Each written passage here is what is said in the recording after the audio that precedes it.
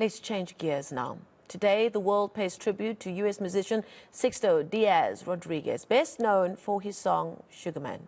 He passed away at the age of 81 years old.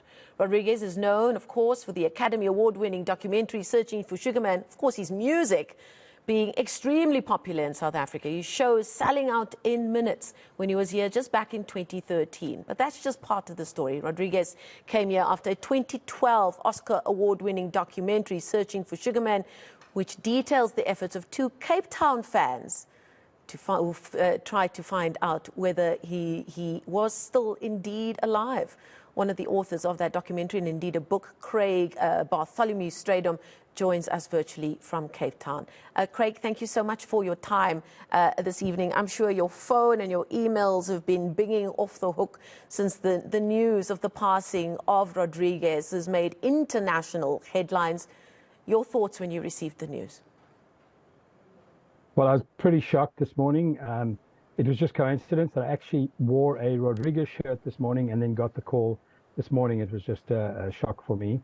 I mean, we all know this kind of thing will happen, but it was just, yeah, it was just a shock. I'm sure it was, because Rodriguez, before we get into the real details of that relationship, the story of Rodriguez, the man who you then eventually found to be Rodriguez, played such a pivotal role in your life and indeed your career. Yes, absolutely. So the whole search for Rodriguez and the whole discovery of and finding him was quite a thing. And it was, yeah, just an amazing quest, you know, where we tracked him down through his lyrics and to just discover someone who was famous in this country, but who had no idea that he was actually famous here. Someone who had actually not been famous anywhere and had not made any success with his music. It was quite interesting when the news, of course, started making the rounds on social media with, I think the Detroit News was the first article that I spotted telling the story, and that's where I believe he made his home. Sharing it in the work WhatsApp groups was a mixture of older colleagues saying, oh man, you know, what a life, what music, and younger colleagues saying, sorry, who? And us having to explain. And I reminded myself again of the great book that you guys wrote, and part of that story was a phone call that you made to one of the producers of the famous album Cold Fact, Mike Theodore, and you get reminded time and time again that the search for this man was so much more difficult because it was before the time of the internet. So it was phone calls and letters perhaps and other links to eventually finding this man. In a short synopsis, could you perhaps just tell us about that phone call that you made to the co-producer, Mike Theodore, when you finally came to that realization that the man that you thought had passed on, and the news that had been doing the rounds in South Africa at the time, Rodriguez being dead, that he was indeed still alive? Yeah, well, it was just an incredible quest of dead ends and leads and all over the world. Eventually, we used the lyrics to track down where this guy was from and how he died, and then finally got through to the producer, and he was like, no, well, Rodriguez is actually alive and kicking.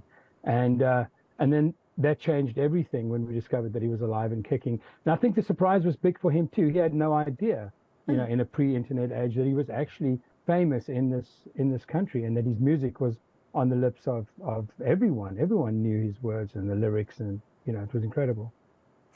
So tell us about when he first came to visit. I think you guys found him, was it in 1997 or just before that? But he came to tour South Africa very soon after that. What was that reception like? So that reception was amazing. Just both, again, I think the crowds couldn't believe that they were actually seeing Rodriguez on stage, and Rodriguez himself couldn't believe that this was in fact happening. He kept on saying to me, like, pinch me. It was like a pinch me moment for him, because it was unheard of. I mean, in fact, he hadn't even played music live for a long time at that point. You know, he's working as a laborer and, you know, working on building sites and stuff like that. So it was a real surprise, and we had to drive around and photocopy his lyrics for him, because I mean, we spent the morning photocopying his lyrics for him because he didn't even remember his lyrics. And it was really, really a huge surprise and strange situation for him. I don't think he could believe it. It was, you know, like he'd gone dead and he died and gone to heaven, really, kind of thing.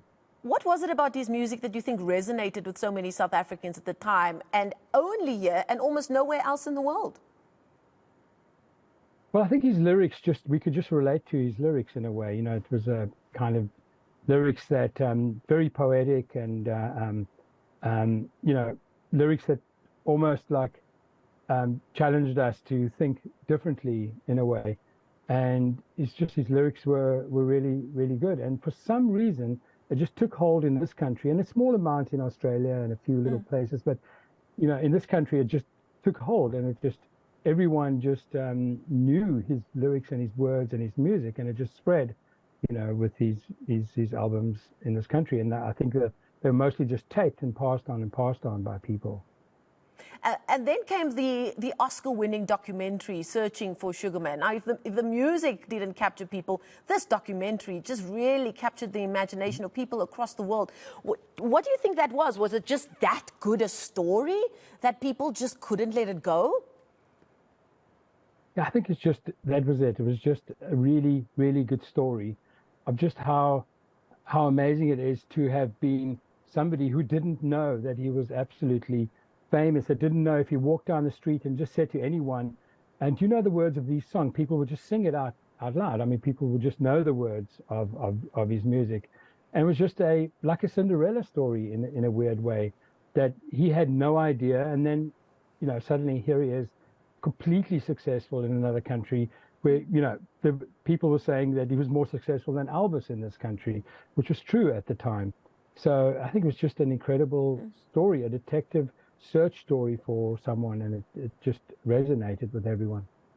Were you ever able to have a quiet moment with him where he could express to you what all of that, how it was all playing out to him in his mind, in his soul? He was a very soulful person as well. How did he process what he went through in that very short space of time, right through from the late 90s when you found him, and then the tours, and then the Oscar fame and all of that? Was he able to process any of it? Well, he was a very humble person, and he did, you know, we did have some quiet moments where we spoke about it, and he was just, you know, just grateful and thankful and very humble. You know, he was really not someone who would brag about things or anything, and he just went on with his career. Then it was a new experience to him to suddenly sell albums and to have his music heard in America. No one knew him in Detroit. No one knew him in America. His music just did not come out anywhere in the world. Just recently, I happened to watch the Netflix documentary, The Black Godfather, about the work and life of Clarence Avant, who, of course, owned the record company Sussex Records that made Rodriguez's music. Yes. And it seems he made his name for recording people that nobody else wanted to record, and who were doing work that was seen as left of center of any genre. And in the documentary, his daughter talks about when her father, Clarence, found out that Rodriguez was famous in America and he was seeing this new success and profile. He said, I told you this was the guy. Was Rodriguez just ahead of his time, a man ahead of his time, and that he was always rather going to see success much later in life, thankfully while he was still alive? I don't know. It was just interesting. It's just, for some reason, it just never resonated in America. And Clarence Avant went on to Motown, and you know, he went on to run Motown, and he did very well for Motown, you know, recording people like Marvin Gaye and a lot of people like that. But he gave Rodriguez several chances to try and get his music out there. He, you know, tried to record him twice, the second time as well, you know, where certain songs came that he recorded, and he just couldn't, you know, he just believed in him, but he couldn't, the success never happened. It just never spread, you know. And just finally, Craig, do you think the story of Rodriguez is one that will always inspire the musicians who are still sort of performing at the local pub down the road or on the streets outside metros and train stations in other parts of the world? I think so. It definitely could. But, you know, it was definitely a pre-internet age, and a time where I guess things spread differently. But yes, absolutely. I think it will inspire people everywhere. It's just a marvelous story of, you know, if you really believe in what you do and you do it well, it will come out eventually. Absolutely. Thank you so much for your time this evening and for sharing so intimately. That was the co-author of Sugarman, The Life, Death and Resurrection of Sixto Rodrigues. That's Craig Bartholomew Strydom, joining us virtually from Cape Town.